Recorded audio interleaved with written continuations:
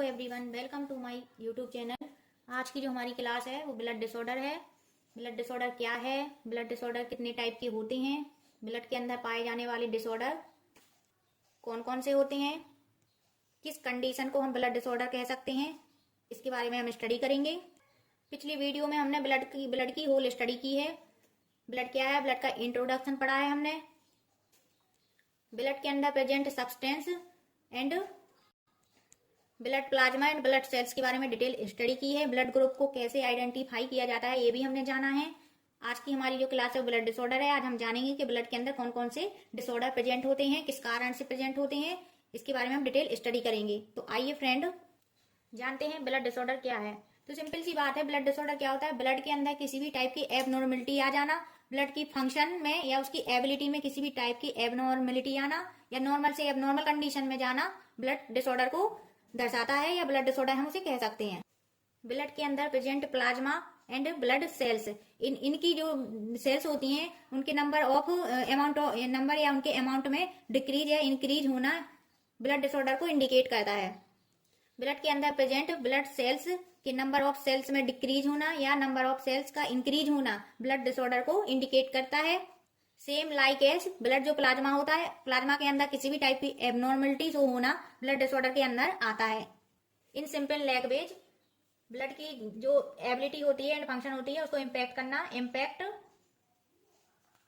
Impact of normal ability and function of the blood, ability and function of the blood is called the blood disorder, is called blood disorder.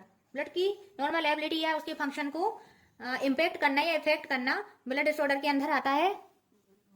And blood का जो causative agent होता है या क्या कारण होता है, इसका कॉज क्या होता है जिसके कारण ब्लड डिसऑर्डर की कंडीशन आती है। तो सिंपल सा है कि सबसे फर्स्ट जो कॉज हो सकता है वो जेनेटिक है। सेकंड जो कॉज हो सकता है इसका न्यूट्रिशनल डेफिशिएंसी के कारण ब्लड डिसऑर्डर कॉज हो सकता है। न्यूट्रिशनल डेफिशिएंसी के कारण, न्यूट्रिशनल डेफिशिएंसी के अंदर आता है आयरन की डेफिशिएंसी होना, फोलिक एसिड की डेफिशिएंसी होना एंड विटामिन B12 की डेफिशिएंसी। ये कंडीशन है जो ब्लड डिसऑर्डर को कॉज कर सकती है। मेनली ये ब्लड डिसऑर्डर एनीमिया को कॉज करती है, जिसके बारे में ये ही ब्लड डिसऑर्डर का एक टाइप है जिसके बारे में अभी हम बताएंगे। थर्ड वन जो है, कोई भी मेडिकल कंडीशन हो सकती है या कोई मेडिसिन हो सकती है, मेडिकल कंडीशन जो कि ब्लड डिसऑर्डर को कॉज कर सकती है, या कोई डिसीज कंडीशन भी हो सकती है जो कि डिसीज तो कंडीशन ब्लड डिसऑर्डर ही है, लेकिन जो एनीमिया होता है इसके अंदर एक टाइप, इसको कॉज कोई भी डिसीज एनीमिया को कॉज कर सकती है। और हम पढ़ रहे हैं ब्लड डिसऑर्डर। ब्लड डिसऑर्डर क्या है, इसके क्या पॉजिटिव एजेंट होते हैं, क्या कॉज होते हैं जो कि ब्लड डिसऑर्डर को कॉज करते हैं। अब हम पढ़ेंगे इसके टाइप। ब्लड डिसऑर्डर के जो टाइप होते हैं, मेनली ये ब्लड डिसऑर्डर के टाइप है। First one is anaemia, second one is leukaemia, third one is thalassaemia and fourth one haemophilia. जो एनीमिया जो कंडीशन होती है ये बहुत ही इंपॉर्टेंट है, इससे तो एग्जाम में भी क्वेश्चन पूछ लिए जाते हैं। Anaemia most common blood disorder होता है इन इंडिया। हमारे इंडिया में सबसे मोस्ट कॉमन डिसऑर्डर है एनीमिया। लगभग ये कंडीशन ज्यादातर देखने को मिलती है, एनीमिया की कंडीशन। एंड जो ल्यूकेमिया कंडीशन है, एक ब्लड डिसऑर्डर है, ये एक टाइप का ब्लड कैंसर है। ये ब्लड कैंसर है, इसमें क्या होता है, जो हमारी WBC प्रेजेंट होती है ब्लड के अंदर, उनकी नंबर ऑफ सेल्स इंक्रीज हो जाते हैं जो कि ब्लड कैंसर को कॉज कर देते हैं। Third one type of blood disorder thalassaemia, यह एक जेनेटिक डिसऑर्डर होता है। एंड हीमोफीलिया, ये भी एक जेनेटिक डिसऑर्डर है, इसके बारे में भी हम डिटेल में स्टडी करेंगे। तो अभी हम सबसे पहले जानेंगे anaemia condition. Anaemia is most common type of blood disorder. Anemia is most common type of blood disorder. In this condition, the decreased amount of HB hemoglobin, HB is called anemia, या reduce number of RBC in blood is called anemia.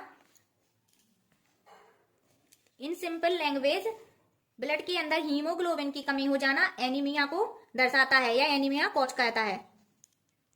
इसके cause क्या होते हैं, तो अभी हमने आपको बताया था एनीमिया कॉज कैसे होता है। तो first one is iron deficiency के कारण, most common cause in India iron deficiency के कारण एनीमिया कॉज होता है। सेकंड वन हुआ फोलिक एसिड की कमी से, folic acid due to folic acid deficiency. And third one is vitamin B12 की कमी के कारण एनीमिया की कंडीशन देखने को मिलती है। इसी प्रकार ल्यूकेमिया जो second type of blood disorder है, इसके अंदर क्या होता है, ल्यूकेमिया एक कंडीशन होती है blood cancer. Blood cancer, leukaemia is called a blood cancer. इसमें इसकी condition due to increase number of WBC in blood. Blood के अंदर WBC की जो नंबर होती है, अमाउंट होती है, या WBC की जो नॉर्मल वैल्यू होती है, नॉर्मल वैल्यू से ज्यादा WBC का फॉर्मेशन होना ब्लड के अंदर कॉज करता है ब्लड कैंसर या ल्यूकेमिया। इसी प्रकार थैलेसीमिया एक कंडीशन होती है blood disorder. It is heredity या कंजेनाइटल डिसऑर्डर। ब्लड डिसऑर्डर होता है कंजेनाइटल ब्लड डिसऑर्डर। ये बहुत रेयर कंडीशन में पाया जाता है and it transmit one generation to another generation. एक पीढ़ी से दूसरी पीढ़ी में ये ट्रांसफर होती है, transmission one generation to another generation. ये बहुत ही रेयर कंडीशन में पाया जाता है thalassaemia blood disorder. It is another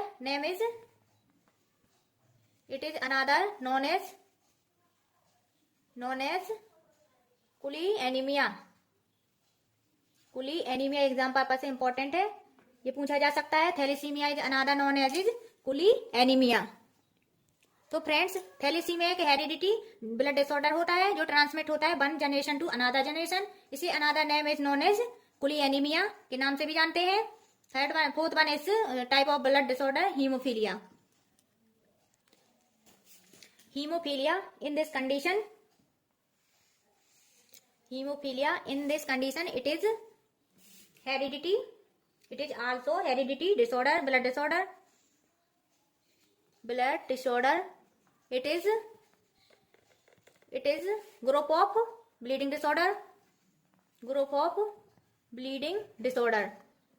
इसके अंदर क्या होता है फ्रेंड्स, जो हीमोफीलिया की कंडीशन होती है या ब्लड डिसऑर्डर होता है, इसमें क्लॉट फॉर्मेशन की प्रोसेस नहीं होती है, जिससे कि क्लॉट नहीं हो पाता है ब्लड का, और कंटिन्यूअस ब्लीडिंग कंटिन्यूअस रहती है। हीमोफीलिया वाले जो पर्सन होते हैं, अगर उन्हें गलती से भी पिन चुभ जाती है तो उनका जो ब्लीडिंग होता है वो कंट्रोल नहीं होता है, उसका क्लॉट नहीं बनता है, कंटिन्यू वो ब्लीडिंग होती रहती है इन haemophilia suffering patient.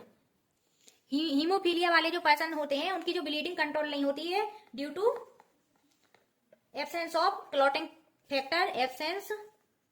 Absence of clotting factor.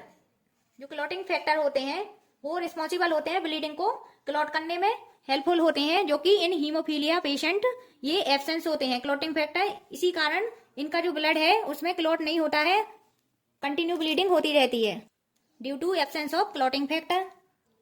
Clotting factor important for control of bleeding and clot formation. So friend, हमने जाना है ब्लड डिसऑर्डर के टाइप, सुपरफिशियल इनके बारे में हमने स्टडी की है।